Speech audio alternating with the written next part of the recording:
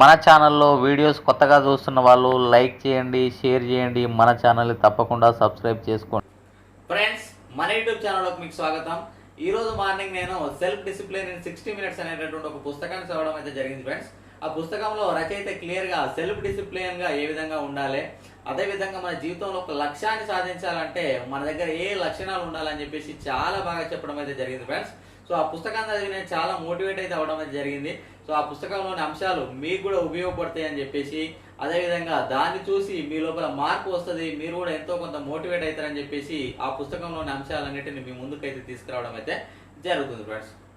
So ఈయన రచయిత ముఖ్యంగా మన జీవితంలో మనం పైకి ఎదగాలంటే, ఒక లక్ష్యాన్ని ఎంచుకొని మనం దాన్ని సాధించాలంటే మన దగ్గర 7 లక్షణాలు ఉండాలని చెప్పి చెప్పడం అయితే జరిగింది ఫ్రెండ్స్.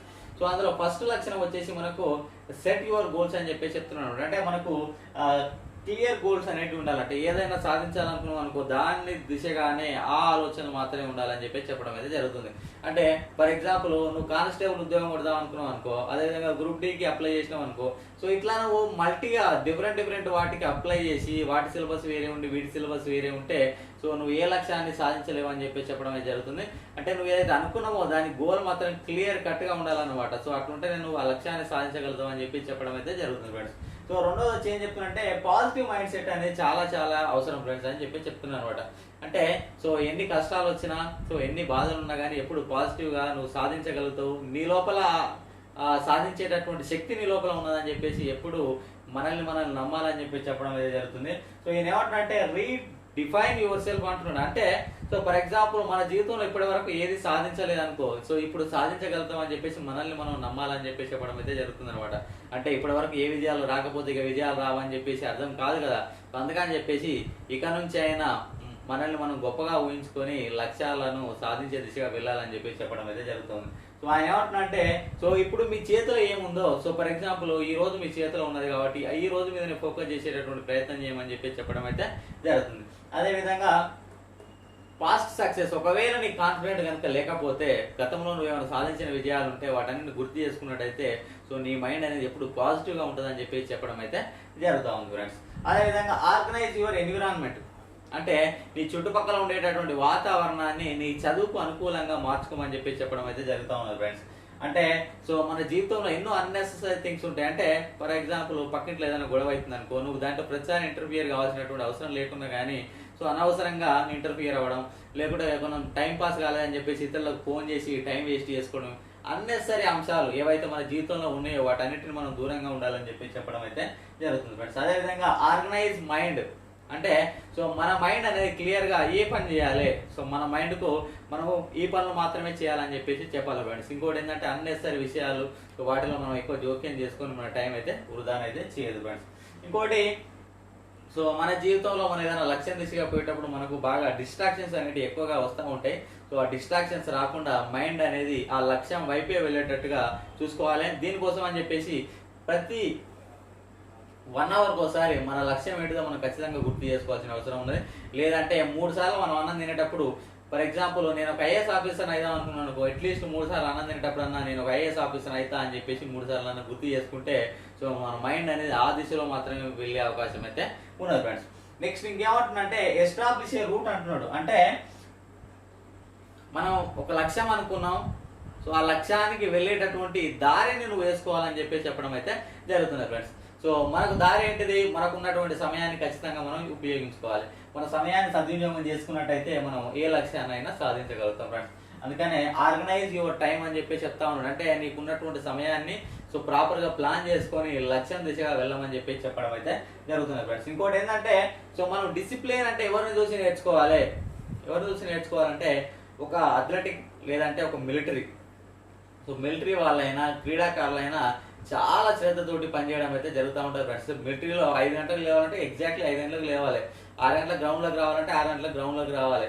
నెక్స్ట్ 8:30కి టిఫిన్ చేయాలంటే 8:30కి టిఫిన్ చేయాలి. వాళ్ళ డైలీ రొటీన్ అనేది సేమ్ అదే టైంకి ఉంటుంది, స్ట్రిక్ట్గా ఫాలో అవుతుంటారు. ఆ విధంగానే మనం కూడా లక్ష్యాన్ని సాధించాలనుకుంటే ఆ విధంగా డిసిప్లిన్ ఉన్నప్పుడు మాత్రమే మనం లక్ష్యాన్ని సాధించగలుగుతాం అని చెప్పి చెప్పడం అయితే జరుగుతుంది ఫ్రెండ్స్. ఇంకోటి ఏంటంటే, సో మనకు మెడిటేషన్ చేయమని చెప్పి చెప్పడం అయితే జరుగుతూ ఉన్నది. అదేవిధంగా ఎక్సర్సైజ్ చేయడం అని కూడా చెప్పాలని చెప్తా ఉన్నాడు ఫ్రెండ్స్. అదేవిధంగా ఇంకేమంటున్నాడంటే ఈ ప్లెజెంట్ అన్ప్లెజెంట్ థింగ్స్ని ఒక దగ్గర పెట్టాలంటున్నాడు. అంటే నీకు ఇంట్రెస్ట్ ఉన్నటువంటి సబ్జెక్టు అదేవిధంగా ఇంట్రెస్ట్ లేనటువంటి సబ్జెక్టులను కలిపి చదివితే నువ్వు బాగా చదవగలుగుతావు అని చెప్పి చెప్పడం అయితే జరుగుతూ ఉంది ఫ్రెండ్స్. ఉదాహరణకు మనం చిన్నపిల్లలకి ఏం చెప్తామంటే నువ్వు అన్నం తింటే నీకు చాక్లెట్ ఇప్పిస్తా అని చెప్పి చెప్తా ఉంటాం. అంటే వాళ్ళు ఏం చేస్తారంటే ఆ చాక్లెట్ ఆశతోటి అన్నం అయితే తినడం అయితే జరుగుతూ ఉంటుంది. అంటే ఒక ప్లెజెంట్ థింగ్ని అదేవిధంగా అన్ప్లెజెంట్ థింగ్ని, ఒక ఇష్టం ఉన్నటువంటి పని ఇష్టం లేని పనులను రెండు కలిపి చేయడం వల్ల ఆ పని అనేది పూర్తి అయితే అవడం అయితే జరుగుతుంది. ఆ విధంగా చేయమని అయితే చెప్పడం అయితే జరుగుతుంది ఫ్రెండ్స్. ఇంకోటి ఏంటంటే మన యొక్క ఎనర్జీ లెవెల్స్ అనేవి ఫ్లక్చువేట్ అవుతూ ఉంటాయి. అంటే ఉదయాన్నే లేవగానే మనకు ఒక్కోసారి బాగా యాక్టివ్గా ఉంటాం. సో నైట్ పడుకునేటప్పుడు బాగా అలసిపోయినట్టు అనిపిస్తూ ఉంటుంది. అందుకనే సో మన ఎనర్జీ అనేది ఏ విధంగా ఉన్నది, ఆ ఎనర్జీకి తగ్గట్టుగా మనం ఏ పుస్తకాలు చదివితే బాగుంటుంది, ఏ టైంలో ఏ పుస్తకాలు మన మైండ్కి ఎక్కుతాయి అని చెప్పేసి సో దానికి అనుగుణంగా మన మైండ్ సెట్ చేసుకోమని చెప్పేసి ఈ రచయిత అయితే చెప్పడం అయితే జరుగుతూ ఉంది ఫ్రెండ్స్. ఇంకోటి ఏంటంటే పాజిటివ్ హ్యాబిట్స్ అనమాట. అంటే మంచి లక్షణాలు మంచి అలవాట్లు ఉండాలి ఖచ్చితంగా అని చెప్పేసి చెప్పడం అయితే జరుగుతూ ఉన్నాయి ఫ్రెండ్స్. ఏ విధంగా హ్యాబిట్ అంటే ఏంటి, ఒక అలవాటు అంటే ఏంటి, ఏదైనా పనిని నువ్వు రిపీటెడ్గా చేస్తే దాన్ని హ్యాబిట్ అని చెప్పేసి చెప్పడం అయితే జరుగుతూ ఉంటుంది ఫ్రెండ్స్. ఇంకోటి సైకాలజీలో ఒక సిద్ధాంతం ఉన్నది. ఏదైతే 21 రోజులు కనుక నువ్వు ఒకే పనిని చేసినట్టయితే ఆ పని అనేది నీ అలవాటు లెక్క మారిపోతుంది అని చెప్పి చెప్పడం అయితే జరుగుతూ ఉన్నది. సో అందుకని నేను మార్నింగ్ 5 o'clock లేచి మెసేజ్ పెట్టమని చెప్పి చెప్తా ఉన్నాను. ఎందుకంటే 21 రోజులు కనుక మీరు రెగ్యులర్గా లేచి బలవంతంగా కాకుండా రెగ్యులర్గా లేచి పెట్టినట్టయితే మీకు తర్వాత అది మీ అలవాటు లెక్క మారిపోవడం అయితే జరుగుతుంటుంది ఫ్రెండ్స్. ఇంకోటి మనం ఏదైనా పనిని మనం ప్రారంభిస్తే ఆ పనిని ముగించుకునేటటువంటి అలవాటును మనం అలవర్చుకోవాలి ఫ్రెండ్స్. అంటే ఫినిష్ వాట్ యు స్టార్ట్. అంటే ఏదైతే పనిని నువ్వు ప్రారంభించినావు ఆ పనిని ఖచ్చితంగా పూర్తి చేసేటటువంటి అలవాటుని ఏర్పరచుకున్నట్టయితే ఖచ్చితంగా మనం విజయాన్ని సాధించగలుగుతాం అని చెప్పి చెప్తా ఉన్నాడు. సో ఫర్ ఎగ్జాంపుల్ మనం ఒక పుస్తకాన్ని తీస్తాం. ఆ పుస్తకంలో 10 పేజీలు 5 పేజీలు చదవగానే మనకు బోర్ వచ్చేస్తుంటారు అనమాట. తర్వాత చదవాలన్నటువంటి ఇంట్రెస్ట్ రాదనమాట. సో అట్లీస్ట్ మనం ఒక కాంపిటేటివ్ ఎగ్జామ్లో సక్సెస్ సాధించాలంటే ఒక 4-5 పుస్తకాలు చదివితే సరిపోతుంది. కాబట్టి సో ఏదైనా పుస్తకాన్ని నువ్వు ప్రారంభిస్తే ఆ పుస్తకాన్ని చివరి పేజీ దాకా చదివేటటువంటి అలవాటుని కనుక నువ్వు అలవర్చుకున్నట్టయితే ఖచ్చితంగా సక్సెస్ సాధించగలుగుతావు అని చెప్పి చెప్పడం అయితే జరుగుతుంది ఫ్రెండ్స్. సో కాన్ఫిడెంట్ అనేది చాలా చాలా ఇంపార్టెంట్. సో ఎంతోమంది మనల్ని అవమానాలకు గురి చేస్తున్నప్పటికీ ఎంతోమంది మనల్ని ఇబ్బంది పెడుతున్నప్పటికీ మనం ఎప్పుడు కాన్ఫిడెంట్గా ఉండాల్సినటువంటి అవసరం కూడా ఉన్నది ఫ్రెండ్స్. ఇంకోటి ఏమంటుందంటే 6వ క్వాలిటీ ఏమంటుందంటే స్టే మోటివేటెడ్ అని చెప్పి చెప్తా ఉన్నాడు అనమాట. అంటే ఎప్పుడు మనం సాధించగలుగుతామని పాజిటివ్ మైండ్ సెట్ ఎప్పుడు మనం ఉండాలని చెప్పేసి చెప్పడం అయితే జరుగుతూ ఉంటుంది. Vibrant and energetic. అంటే సో మీరు ఎప్పుడైనా ఒక ఐఏఎస్ ఆఫీసర్ని కానీ లేకపోతే ఒక మంచి నాయకులు చూసినాం అనుకో, వాళ్ళు ఎప్పుడైనా కానీ యాక్టివ్గా ఉంటారు. సో వాళ్ళు ఎప్పుడు వైబ్రెంట్గా ఉంటారు. సో వాళ్ళ ముట్టుకుంటే ఒక కరెంట్ తీగలే కనిపిస్తూ ఉంటుంది అనమాట. అంత ఎనర్జీ వాళ్ళ లోపల ఉంటుంది. సో నిజంగా కేసీఆర్ మాట్లాడితే ఎట్లా ఉంటుంది, సో చాలా ఎనర్జెటిక్గా మాట్లాడుతూ ఉంటాడు. సో అట్లా ఏంటంటే వాళ్ళకు ఒక బలమైనటువంటి నాయకులు అనమాట. ఒక ఐఏఎస్ ఆఫీసర్ని చూస్తే కూడా మనకు అంత ఎనర్జీ వస్తుంటుంది. వాళ్ళంతా ఎప్పుడు ఏంటంటే మోటివేటెడ్గా ఉంటారు అనమాట. సో అట్లా కూడా మనం ఉండాలని చెప్పేసి చెప్పడం అయితే జరుగుతూ ఉన్నది ఫ్రెండ్స్. ఇంకోటి ఏంటంటే ఈగర్ టు లర్న్. సో ఏదైనా కొత్త విషయాలు నేర్చుకోనికి ఖచ్చితంగా మనం ఇంట్రెస్ట్ చూపించాలని చెప్పేసి చెప్పడం అయితే జరుగుతూ ఉన్నది. ఇంకోటి ఏంటంటే so test your limits. So మన యొక్క లిమిట్స్ని మనం టెస్ట్ చేసుకోవాలి. ఎప్పుడు మంచి వాళ్ళు అదే పని చేస్తారని చెప్పేసి చెప్పడం అయితే జరుగుతూ ఉంటుంది. అంటే సో నేను నా యొక్క కెపాసిటీ డైలీ 14 hours అవ్వడం నా యొక్క కెపాసిటీ అనుకో, దాన్ని క్రాస్ చేసి 14.5 సో 14.5 గంటలు చదివి నేను నా యొక్క లిమిట్ నేను సెట్ చేస్తా అని చెప్పేసి చెప్పడం అయితే జరుగుతూ ఉంది.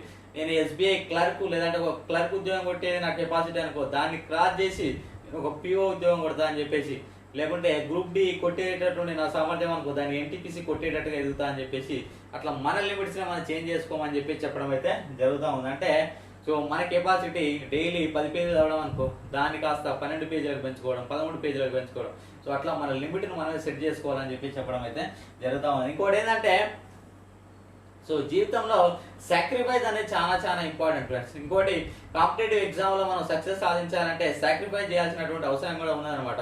ఏం సాక్రిఫైస్ చేయాలి, మన జీవితంలో ఉన్నటువంటి కొన్ని ఆనందాలను మనం ఖచ్చితంగా సాక్రిఫైస్ చేయాల్సినటువంటి అవసరం ఉన్నది.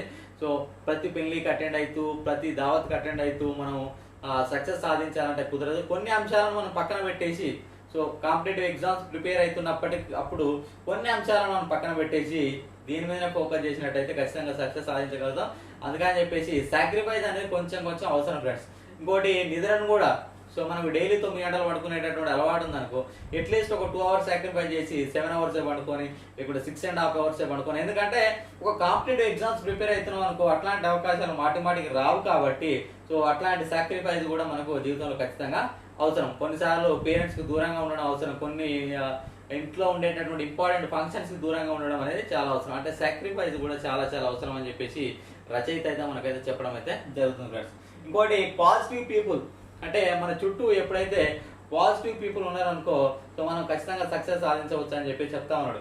ఎందుకంటే అప్పుడప్పుడు మనకు చదవాలన్నటువంటి ఇంట్రెస్ట్ రాదు, బోర్ అనిపిస్తూ ఉంటుంది. అప్పుడు మన లోపల ఎనర్జీ నింపడానికి ఈ పాజిటివ్ పీపుల్ ఖచ్చితంగా ఉపయోగపడతారు. కాబట్టి పాజిటివ్ పీపుల్ అనేటోళ్ళు మన చుట్టుపక్కల ఉండాలని చెప్పేసి రచయిత చెప్పడం అయితే జరుగుతూ ఉన్నది. ఇంకోటి సో మనకు నచ్చినటువంటి ఫ్రెండ్స్ తోటి కానీ, సో మన ఫ్యామిలీ మెంబర్స్ తోటి కానీ, అదేవిధంగా టీచర్లతోటి కానీ ఎప్పుడు మనం వాళ్ళతోటి టచ్లో ఉన్నట్టయితే మన ఎనర్జీ ఎప్పుడైనా డౌన్ అయినా సో వాళ్ళు మాత్రం మన ఎనర్జీని మనకు గ్యాస్ రిఫిల్ చేసినట్టు రిఫిల్ చేసి మనకు ఎనర్జీ తిరిగి ఇవ్వడం అయితే జరుగుతూ ఉంటుంది. అందుకని చెప్పేసి మంచి వాళ్ళతోటి ఎప్పుడు మనం టచ్లో ఉండాల్సినటువంటి అవసరం కూడా ఉన్నదని చెప్పి చెప్పడం అయితే జరుగుతూ ఉన్నది ఫ్రెండ్స్. ఇంకోటి మనకు లవ్ అండ్ సపోర్ట్ కూడా చాలా అవసరం.